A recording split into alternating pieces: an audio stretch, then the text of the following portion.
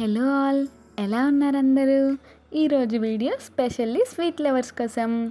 బయట స్వీట్ షాప్లో బాదుషా ఉంటుంది కదా, సేమ్ అలాగే టెక్స్చర్తో అదే టేస్ట్తో ఇంట్లో ఎలా చేసుకోవాలో చూసేసుకుందామా. ముందుగా 2 కప్స్ మైదా పిండి తీసేసుకొని, తర్వాత చిటికెడు ఉప్పు అలాగే చిటికెడు వంట సోడా వేసేసుకొని, కొద్దిగా ఆయిల్ అలాగే ఒక 2 స్పూన్స్ గీ ఆప్షనల్, ఉంటేనే వేసుకోండి లేదా ఆయిల్ వేసుకున్నా పర్లేదు.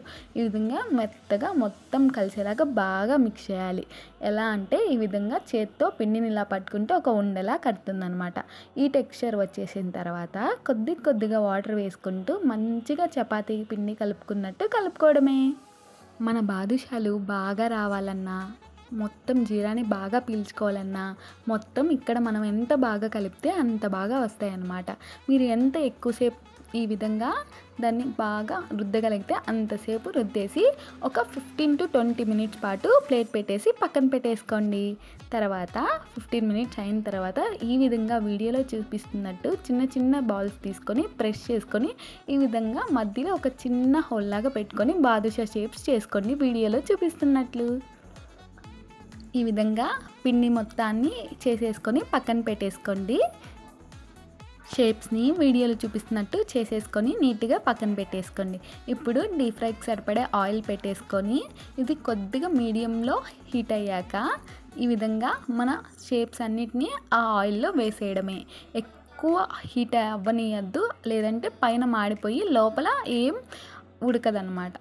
సో ఈ ప్రాసెస్ అంతా లో నుంచి మీడియం ఫ్లేమ్లోనే అటు ఇటు కదుపుతూ ఈ బాదుషాలని నీట్గా గోల్డెన్ బ్రౌన్ కలర్లోకి వచ్చేలాగా బాగా ఫ్రై చేసుకోవాలన్నమాట. హై ఫ్లేమ్లో పెడితే లోపల కుక్ అవ్వదు, లోపల కుక్ అవ్వకపోతే టేస్ట్ బాగోదు. సో కేవలం మీడియం టు లో ఫ్లేమ్లో మధ్యలోనే పెట్టుకొని ఈ విధంగా గోల్డెన్ బ్రౌన్ లాగా వచ్చేలాగా చేసేసుకొని బయటికి తీసేసుకోవడమే. మీకు ఇంకా హెల్తీగా కావాలంటే కమెంట్ చేసేయండి. ఖచ్చితంగా ఈసారి గోధుమ పిండి అలాగే బెల్లం పాకంతో ట్రై చేసి ఖచ్చితంగా పోస్ట్ చేస్తాను. సరే, ప్రొసీజర్లోకి వచ్చేసేద్దాం.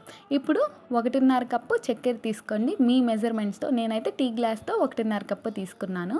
తర్వాత సేమ్ అదే క్వాంటిటీలో వాటర్ తీసుకోండి. వాటర్ ఎక్కువైనా పర్లేదు, మనం చెప్పే కన్సిస్టెన్సీ వచ్చేదాకా హీట్ చేస్తే చాలు. ఈ షుగర్ సిరప్ని ఈ విధంగా వీడియోలో చూపిస్తున్నట్లు కొద్దిగా స్టిక్కీగా వస్తే సరిపోతుంది, ముదురు పాకం ఏమీ అక్కర్లేదు.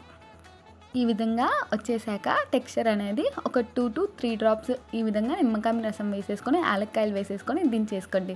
మనం ఇందాక డీప్ ఫ్రై చేసుకున్న బాదుషాలని 15 to 20 మినిట్స్తో పాటు బాగా సోక్ చేస్తే లోపల వరకు వెళ్ళి మంచి టెండర్గా గుల్లగా వస్తుంది. ఈ బాదుషా అనేది చాలా బాగుంటుంది. 15 మినిట్స్ అయిపోయిన తర్వాత బయటికి తీసేసుకోవడమే. మిగిలినవన్నీ కూడా సేమ్ ప్రొసీజర్ రిపీట్ చేసేయండి, చాలా బాగుంటుంది. చూడండి టెక్స్చర్ ఎంత మెత్తగా, ఎంత బయట చేసినట్టు పర్ఫెక్ట్ షేప్, టెక్స్చర్ ఎంత బాగుందో, టేస్ట్ కూడా చాలా బాగుంటుంది. తప్పకుండా ట్రై చేసేయండి. అలాగే మీకు ఇంకా ఎలాంటి రెసిపీస్ కావాలో కమెంట్ చేసేయండి. Thank you. సబ్స్క్రైబ్.